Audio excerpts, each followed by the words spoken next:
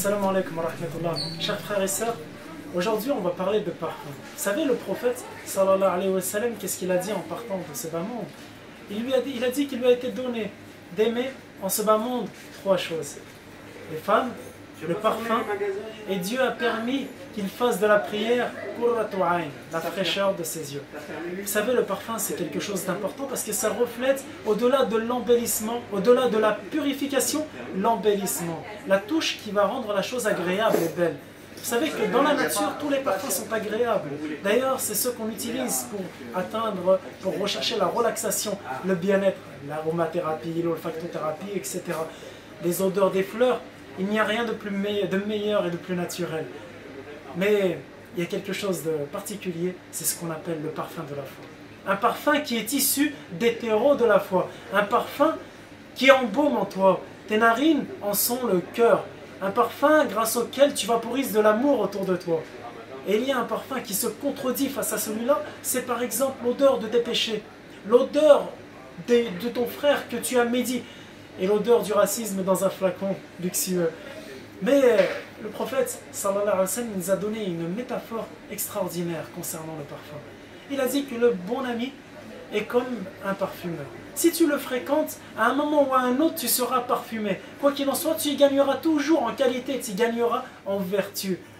Et il y a une odeur particulière qu'on demande à Dieu qu'on sentira, c'est celle du paradis. Une odeur que rien en ce bas monde ne parviendra à atteindre. Une odeur qui se sentira des années-lumière. Vous savez que la sueur des gens du paradis est parfumée. Vous savez aussi que chacune de vos blessures, chacune de vos fatigues, dans ce bas monde au service de Dieu, sera embaumée de parfum au paradis. Donc ne soyez pas avares en vos efforts, n'ayez pas peur de vous blesser. Soyez dignes d'être élevés en rang au niveau du paradis. Mais il existe aussi autre chose, c'est que lorsque le prophète sallallahu alayhi wa sallam a effectué son voyage dans le paradis, il a senti une drôle d'odeur, une odeur qui se distinguait dans le paradis. C'était celle de la coiffeuse des filles de Pharaon, une merveilleuse odeur. Relisez son histoire, vous allez comprendre pourquoi c'est un exemple pour tout le monde. Il y en a une des odeurs du paradis qu'on peut sentir dès ce bas monde, c'est celle des enfants. On raconte que l'odeur des enfants est un aperçu de ce qu'on sentira au paradis. Vous vous souvenez de Youssouf, alayhi salam, lorsqu'il a disparu, lorsqu'il a été éloigné de son père, il a envoyé auprès de son père une de ses chemises maculées de son odeur. Elle a été tout de suite reconnue. Et souvenez-vous aussi que le prophète sallallahu alayhi wa sallam a donné à ses deux petits-fils un surnom de parfum, Ar-Rayhan. Le parfum c'est particulier quand même, parce que c'est une des rares choses que l'on ne peut pas refuser. Quand vous allez à la mosquée, vous en mettez une touche et vous rencontrerez vos récompenses, subhanallah.